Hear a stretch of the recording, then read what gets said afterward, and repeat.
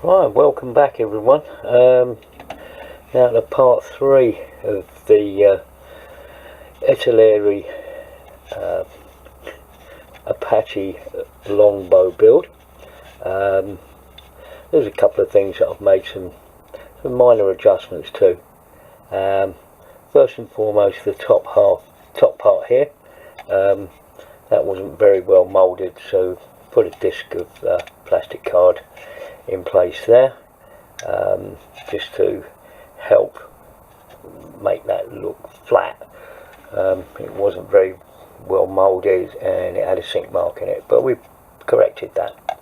The other part is underside here. If you recall, couldn't work out the alignment of the two round sections here, so what I've done is just replace them with discs of plastic card, and also the panel there wasn't very well defined, so I just replaced that with another piece of plastic card. And also the other thing that we've done is added this, I think it's a filter there onto the tail of the Apache, and as you can see, the engine pods are in place. So we've done some good progress on that.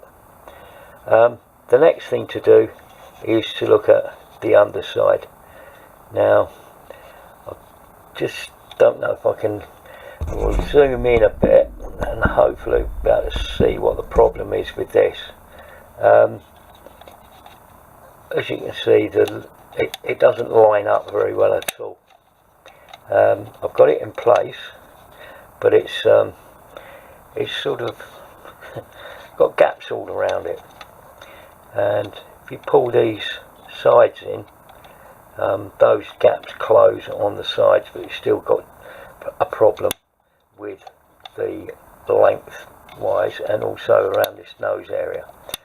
So the next thing to do, I think, really is to get these sides stuck into place. We'll get those glued, and then we'll get everything else dealt with as we go around. I'll probably end up filling some of the gaps. Whoops, sorry, went out of shot again. Filling the gaps with plastic card strips, I think, is probably the best thing to do, just to fill the gaps and make them all sort of back into position. But we'll have a look at that and come back to you in a sec. So what I've done here then is just put some Tamiya extra thin along that joint there and that joint there, and strung a couple of pieces of masking tape across the body, just to pull it together, and then close those gaps up. We'll leave that to set quite firmly, and then once that's all in place, I don't want it to move out of position, but once that's in place, then we'll deal with this seam along here, and then we'll deal with the gaps around there, and I'll come, once all this is all set, we'll come back to it. So it'll be a couple of seconds, and I'll come back to you. Well, okay, so try to work on the seams around the bottom of the fuselage there, but I realised, having looked at it, that when you fit the side pods on, hoping this is all in view, when you fit the side pods on over the top with the legs in place, you actually hide a lot of these joins. So that wasn't too bad. The only other problem is with this particular side pod, you have to feed the wing from the inside of the pod, and then put the pod onto the body with the wing loose, and then once you line everything up, you can get the wing in place. But they don't tell you all of that in the instructions, of course not. Would make life too easy, wouldn't it? So I've, just as you saw there, I've just released those clamps, and I've got some glue on the inside there and along there and along these seams here. So yeah, hopefully we can move on from there and get the other side on and the other wings, and the only seams that really need to be dealt with is that one there and that one there. That step there that I was concerned about won't be seen either because of the pods. Now I have a question about the pods, really, like these side pods. On the instructions, Italeri tell you that these side pods here, and I'm hoping I'm reading, is only on, it doesn't say, it's a bit confusing. I read this as to be only version B, C and E, but it's not the pods themselves, it's the holes that you've got to put in there. And of course it doesn't tell you where the holes are, and on the inside of the pods it does have some markings in there, but I'm not sure how accurate those markings are, so I haven't drilled those. I'll have another look at the position of the part that goes there, and then I'll decide where to drill them, and drill them from the outside. But onwards, at last we're getting somewhere.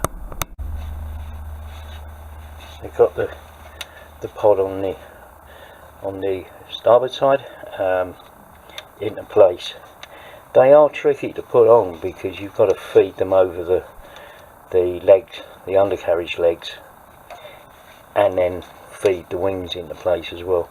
But you know, it can be done. It's a bit tricky, but it can be done. So that's where the beauty of these clamps come into play, because they will stretch over the whole width of the fuselage.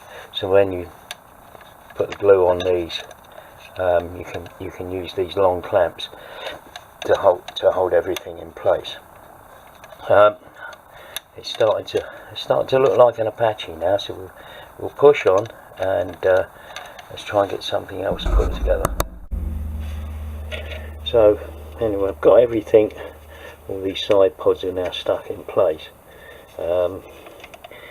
Just going to let them set off overnight, I think, just so that the glue hardens off and their positions are all fixed. But yeah, it's looking a lot better now I've got these pods on. I can clean these seams up here and here, and that sort of tidies all of that. And we're getting very, very close now to getting what looks like an Apache together. The other thing that got to look at is filling. I've noticed, you know, obviously here, I'm not sure whether or not these are filled, or under here where the wings are, whether that should be filled or not, or whether or not these are kept as a sort of separate thing on the prototype. So I'll have to just check my references on that. But the other thing is just to make sure that these seams along here, these joins, if necessary, they'll need to be filled. But yeah, so that's where we are at the moment, just letting that all set off. I've got lots of other parts sort of ready for sort of priming and painting. And then I've also, because of I went to the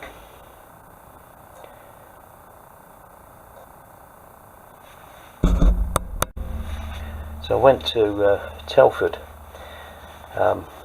last weekend now, a week ago already, and I was looking for a couple of longbows. I was looking for the Hasegawa kit, So I was going around all the various stands there, couldn't get it.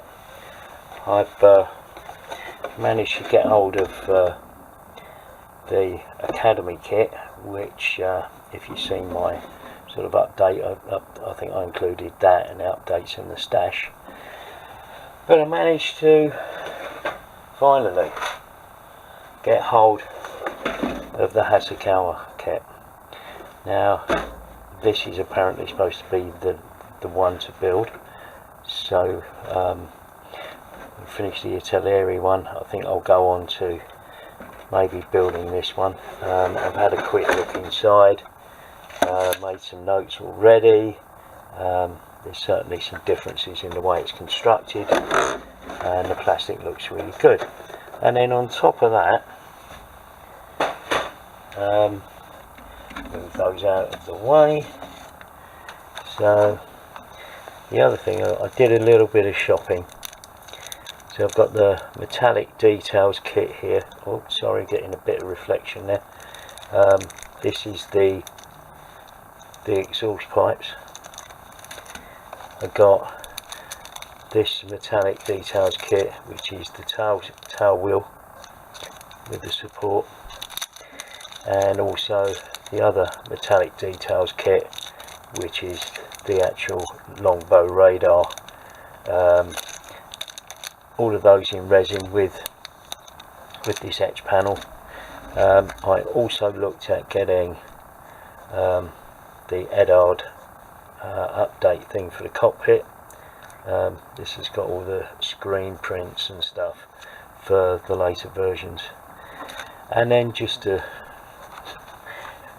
nail it all, I got the Ares Longbow Apache cockpit set. Cockpit set, which is an absolute stunning little piece of kit. So when we get onto the Hasegawa one, I'm hoping to make an even better job than the Italeri one. So I think that's a good place to end this episode. It must be at about 10 minutes. So thank you everyone for watching, and I'll see you in the next one. Thanks for watching. Please like and subscribe, and make your comments. I'm really interested to see what comments you'd like to make. Thanks for watching. Bye bye.